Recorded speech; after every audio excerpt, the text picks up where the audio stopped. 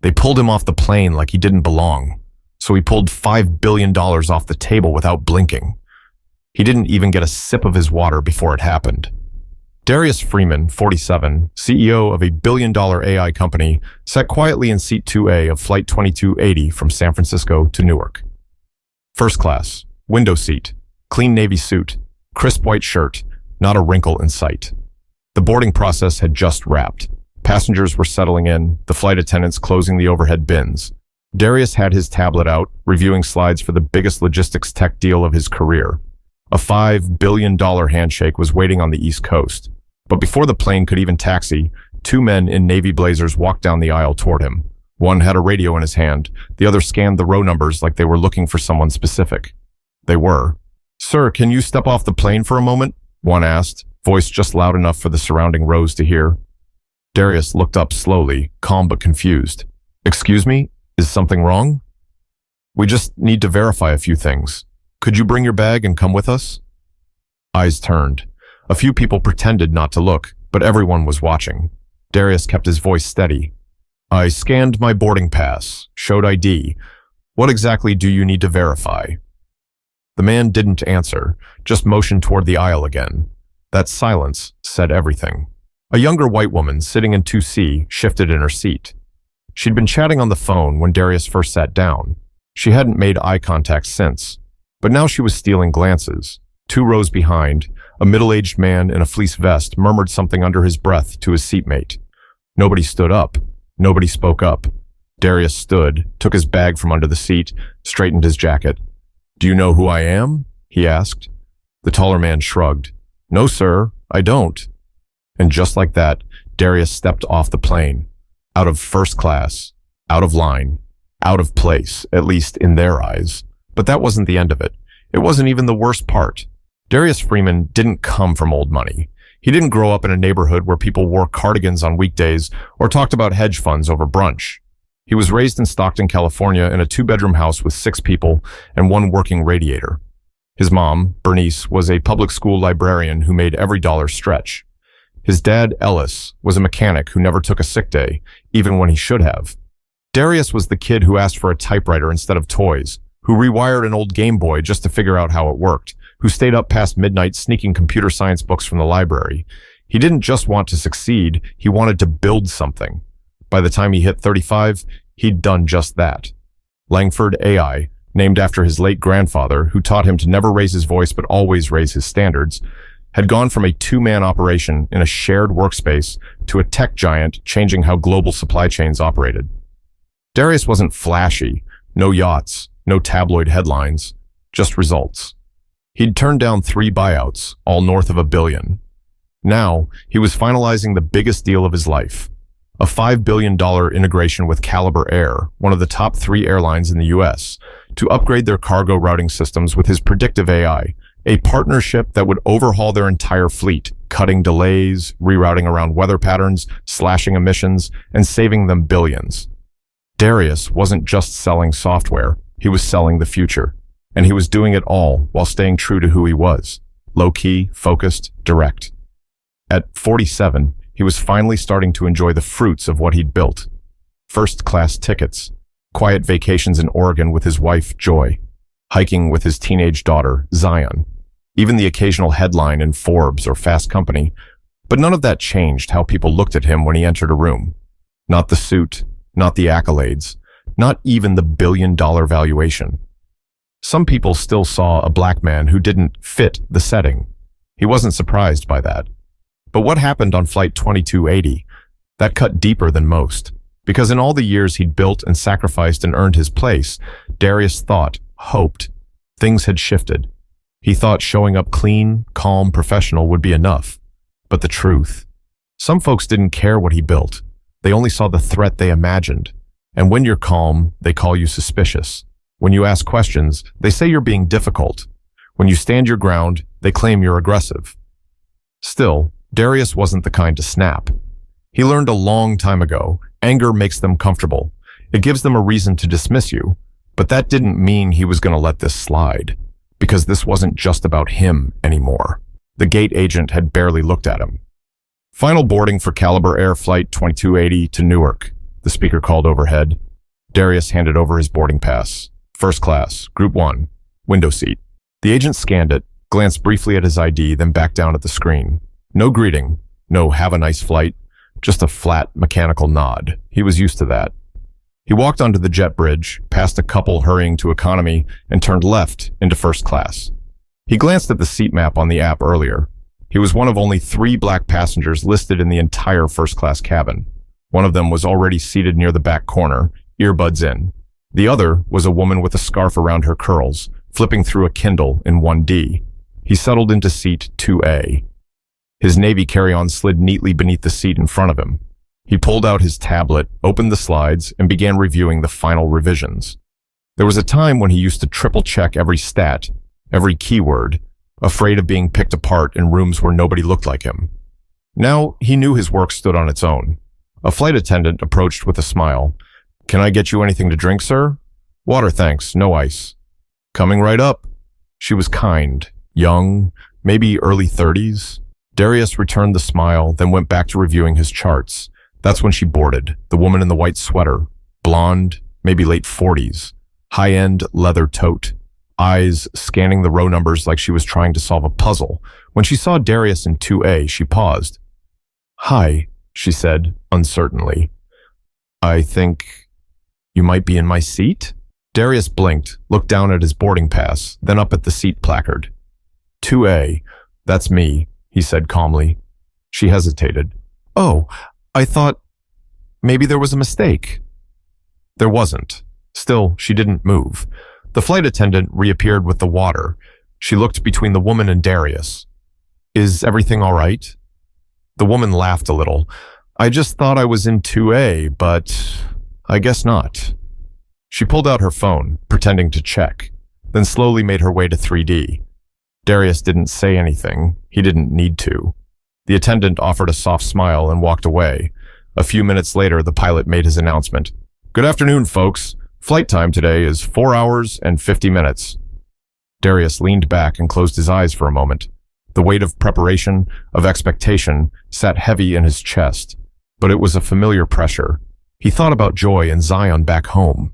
He thought about how much this deal could shift things, not just for him, but for the 100 new engineers he planned to hire if the deal went through. Then came the voice, low, tense, near the galley. "I don't know." He just looked off. Darius opened one eye. The woman in the white sweater was speaking to a different flight attendant. Her words were hushed, but not enough. He wasn't meant to hear, but he did. He didn't answer when I spoke to him. I mean, he was just sitting there, but I don't know. You should double check. Double check what? Darius watched as the attendant nodded and stepped into the cockpit. Minutes passed, then footsteps. Fast, deliberate ones. 2 men appeared at the front of the cabin, one in a dark blazer with a lanyard, the other, stockier, holding what looked like a handheld radio. They walked straight to 2A. "Sir, we need to speak with you."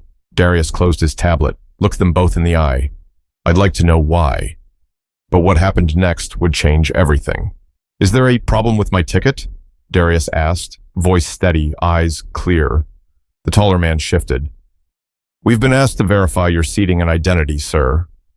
"I already showed my ID at the gate," Darius said. "Boarding pass was scanned. No issues." "Then it shouldn't take long," the other man replied, flashing what could have passed for a smile, but it didn't touch his eyes. Darius sighed through his nose. He could feel the air tighten around him. The cabin had gone quiet. Conversations dropped to whispers. One guy across the aisle subtly angled his phone like he might be recording, but no one said a word. Not a single voice asking, "Why him?" or "What for?" Darius gathered his bag and stood up. The woman in the white sweater didn't look up as he passed her. She clutched her coffee cup like she needed it to justify not making eye contact. Once off the plane, they led him down the jet bridge and into a side corridor near the gate. No arrest, no cuffs. Just the kind of questioning designed to feel official, but wasn't. "Can you confirm your name?" "Darius Freeman." "Purpose of your trip?" "Business. Meeting in Newark, returning Friday." "Employer?" "I'm the CEO of my own company." The man scribbled something on a notepad. "And the name of that company?" Darius looked him dead in the eye. Freeman Systems. We own Langford AI. We're the ones your airline is finalizing a $5 billion deal with. That landed. Both men exchanged a glance. Something shifted. A moment of silence stretched too long. The taller one cleared his throat. Well, this seems to have been a misunderstanding. No, Darius corrected. This was profiling. Neither man responded. Another voice joined the hallway. A supervisor. Nervous energy. She had a clipboard and an apologetic tone. Mr. Freeman, we apologize for the inconvenience. The issue seems to have stemmed from a miscommunication from the cabin. Meaning what? Darius asked. Someone thought I didn't belong in that seat? She didn't answer directly, just offered a printed voucher. We've arranged for you to board the next flight to Newark, leaving in 3 hours. We've upgraded the seat and included a meal credit. He didn't take it. I don't want a meal voucher, he said quietly. Sir, we're truly sorry. The crew was simply following procedure. What procedure? Darius asked. You don't remove people from flights over seat confusion unless someone looks like they don't belong. Still, the apology stayed shallow. He stood for a moment debating his next move. He had every right to raise hell, call press, sue. But something else stirred inside him, something bigger. He gave them one last look. Tell your legal team to expect a call. And he walked away, not yelling, not slamming doors, just walking, with the full weight of what just happened under his skin. At a quiet bench outside the gate, he sat down, opened his laptop, and started typing. First an email, then another. He reached out to his general counsel, then his partner on the Caliber Air deal, then his PR manager, not out of rage, out of clarity. This wasn't going away, but it wasn't just about getting even. It was about changing the game. By the time Darius landed in Newark, on a different plane 4 hours later, the headlines had already started to bubble up. Not the major outlets, not yet. But a few regional blogs and tech forums had picked it up. Black Tech CEO removed from first-class cabin without cause. Freeman Systems founder detained after seat dispute, despite being airline partner. Word travels fast when you've got a name people respect and a company people watch. But that wasn't the part that stayed with him. What stuck with Darius was how quiet it had been on that plane. The silence of 30-some strangers watching something unjust, recognizing it, and doing nothing. He wasn't asking for a protest, but maybe a question, a why him, a what did he do, a that man didn't cause any trouble. Instead, there was just avoidance. The same silence his father used to tell him about growing up in Alabama. Don't talk back. Don't draw attention. Keep your head down. Only now, Darius was a CEO, and keeping his head down just meant getting stepped over in a suit instead of jeans. In Newark, he skipped the driver and rode in a yellow cab. No small talk. Just watched the city blur past as he texted Joy. Landed. I'll explain later. Not great. You okay? Yeah. Just tired. I'll call you after the meeting. She didn't push. She knew the look, the way his voice got when he was trying to stay steady. The meeting the next morning was in a private conference suite at a hotel in Jersey City. High-rise views, fresh bagels, the usual whiteboards, bottled water, and firm handshakes. The Caliber Air executive team greeted him with the same corporate polish as always, but one of them, the VP of Operations, a woman named Janet Rollins, looked uneasy. Darius, she said after the formalities, I heard about what happened. I honestly don't even know what to say. He nodded slowly. That makes two of us. We're looking into it. We've already requested incident reports and crew statements. It's being escalated internally.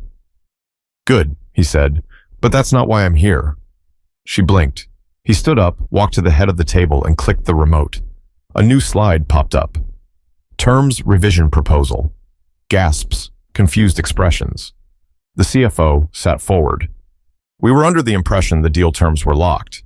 They were, Darius replied, until yesterday. But what he said next would send a chill through every executive in that room. I need you to understand something, Darius said, his tone calm, but stripped of all sugarcoating. This wasn't just a customer service issue. It wasn't a delay. It wasn't a misunderstanding. It was a statement. He clicked to the next slide. If I look like a threat sitting in seat 2A, What happens to the engineers I hire with dreadlocks, accents, or darker skin than mine? Silence. He let it hang. This contract, it was going to be the most advanced logistics optimization ever implemented by a US-based airline. Real-time AI rerouting, zero-emission cargo transitions, $5 billion invested over 7 years. He took a breath. I was going to announce the partnership next week, keynote speech at the Future Freight Conference in Austin. Your logo next to mine. Janet leaned forward. Darius, please, this incident. We don't condone what happened. It's not who we are as a company. But it is, he interrupted. Not officially, not in your mission statement, but in your culture. It's there. Because someone on that plane saw me and assumed I didn't belong, and no one, not one person, thought to challenge that. The head of legal started to speak, but Darius raised his hand. This isn't emotional. It's structural. And if I go through with this deal, what I'm saying is that I'll look the other way when structure trumps substance. Another slide appeared. This one had a logo that looked very familiar. Caliber Air's main competitor, Amerisky. We had preliminary conversations 6 months ago, Darius said. I didn't pursue them because I valued this relationship more.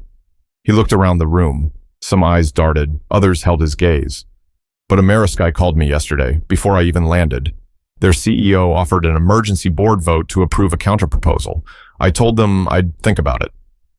You're bluffing, the CFO said. Darius smiled, not arrogantly, just tired. I don't bluff. I build, and I partner with people who value what I bring to the table, not just when it's convenient. Janet exhaled slowly. What can we do? What do you need to see to move forward? Darius looked at her. I don't want a press release. I don't need a diversity pledge. I want to see change, real policy, real equity. And if we can't guarantee that, the legal rep asked. He closed his laptop. Then this deal dies today. But it wasn't dead yet. Not until one last call would shift everything. Darius left the conference room without shaking a single hand. His team followed him out. His legal counsel, his lead developer, and 2 young project managers who had flown in from Oakland just to watch history happen. Instead, they walked out in silence. He didn't speak until they were in the elevator. Shelley, he said to his counsel, tell Amerisky I'm ready to talk.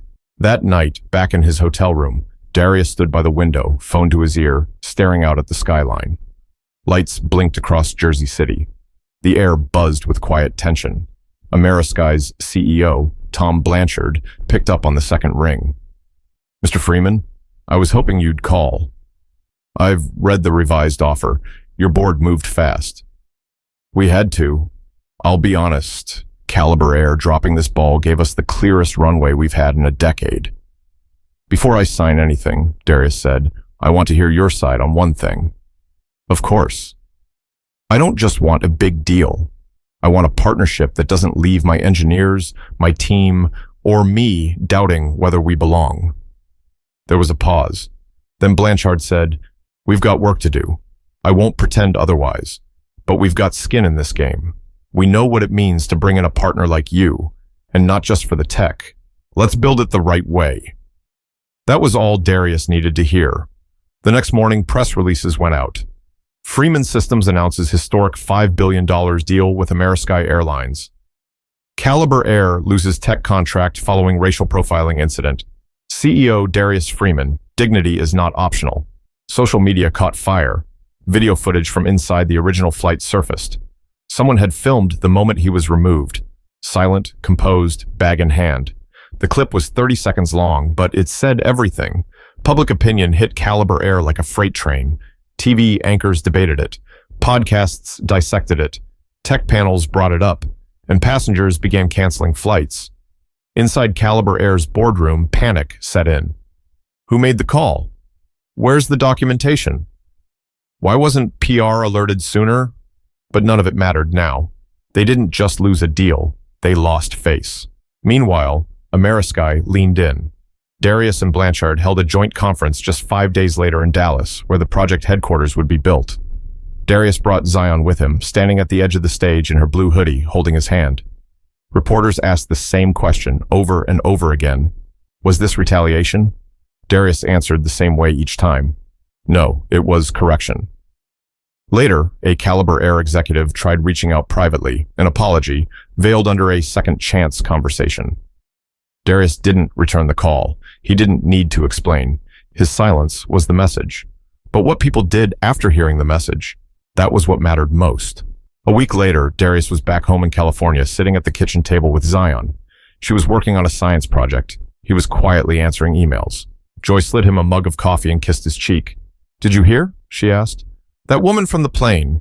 She released a statement, said she never meant for things to escalate." Darius gave a half smile. They always say that, after the cameras come. Joy sat across from him. "You okay?" "I'm all right," he said. "Not surprised. Just tired. But yeah, I'm good." He looked over at Zion. She was cutting out a diagram of a power grid, glue stick in one hand, brow furrowed with focus. "What's your project about?" he asked. "Energy transfer," she said. "How it moves through systems and makes everything work." Darius nodded slowly. "That's a good one." And it was. Because that's what this was about, too. Energy. Where you put it. How you use it. Whether you burn it out fighting for scraps, or you redirect it towards something that builds power. He didn't need revenge. He had vision. Later that day, he posted a short message on his company's site. To those watching, this wasn't about seating. It was about systems. Systems that judge before they ask, assume before they confirm, remove before they listen. I didn't pull the deal out of anger. I pulled it out of principle. We deserve to belong without explanation. DF.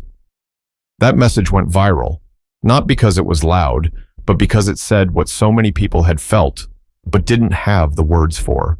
The truth is, Darius didn't change the world in a single moment. He didn't tear the system down with a speech, but he did something just as powerful. He made people stop, think, reflect. He made silence uncomfortable. And sometimes, that's where real change begins. If you've ever been made to feel like you didn't belong in a space you earned, don't shrink. Don't bend. You're not the problem. The room is. Use your voice. Use your power. And when you can, build your own rooms, like Darius did. If this story moved you, share it. Talk about it. Ask questions in the spaces you're in. Because staying silent helps nothing change.